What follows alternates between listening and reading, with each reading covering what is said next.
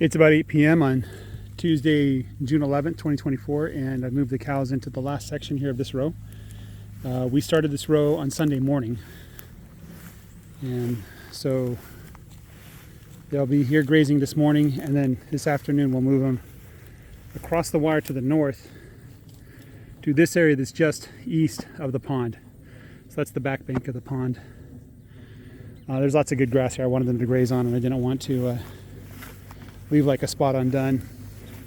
Right now the temperature is about 82, humidity is about 60%, so it's not that bad.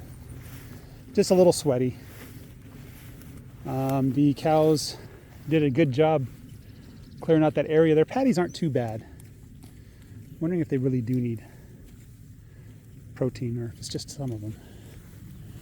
But patties are looking pretty good. The one thing that kind of caught my attention is this caterpillar grass, aka Dallas grass. This is growing up well past my belly button. So this is probably at least 3.5 feet tall, if not taller.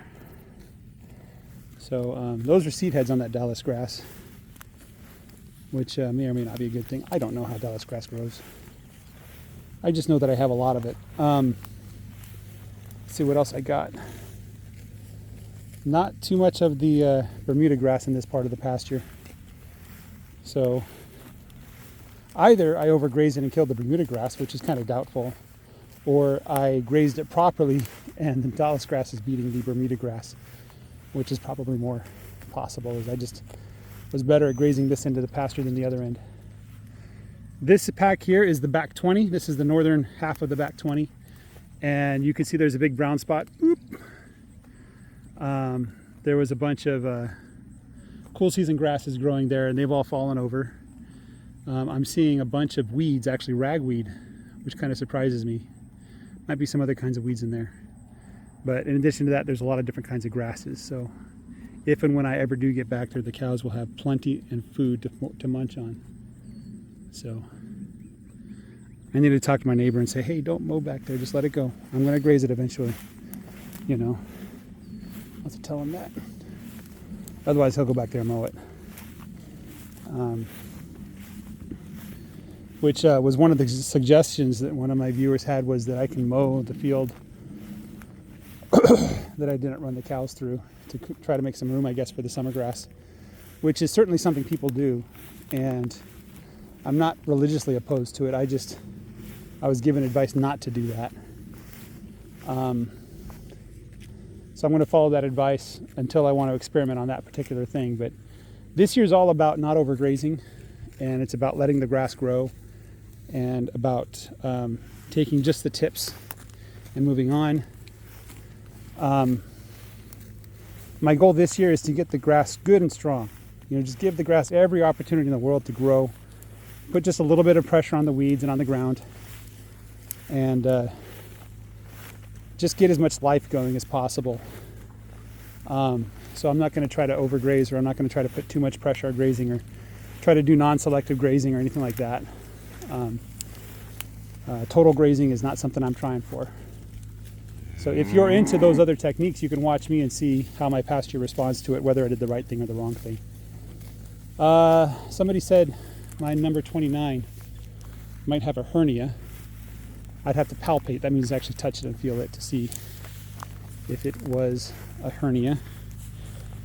So I can't really check, but I'll try to find number 29 and see if there's anything off with her. Was it 29 or 49? I don't have 49. It's 26. Who is this fella? Is it a bull or a cow?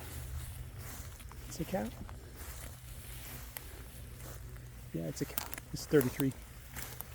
Beautiful colors on you, 33. You're getting horns too. Yeah. As you back off cautiously from me.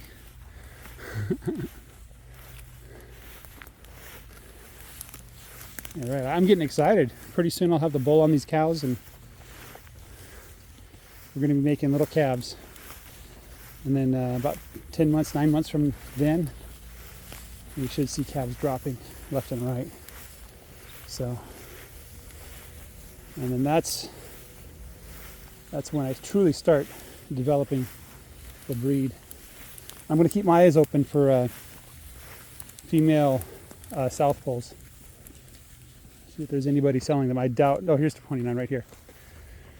29. So let's get a good view of her underbelly. I don't know if that tells you anything. Obviously, I'm not going to be able to get in there and touch her. Maybe she'll let me touch her backside. Yeah. So, anyway, that's all I got for you guys. Not much to add. Oh, you let me touch you, huh? How about you, 20? You let me touch you all the time, right? I can just go back here and just swipe away all the flies. I'll just do this all day for you, 21.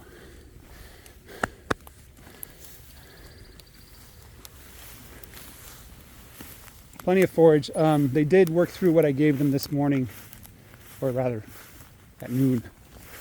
Very quickly. I assume maybe it tasted good for them.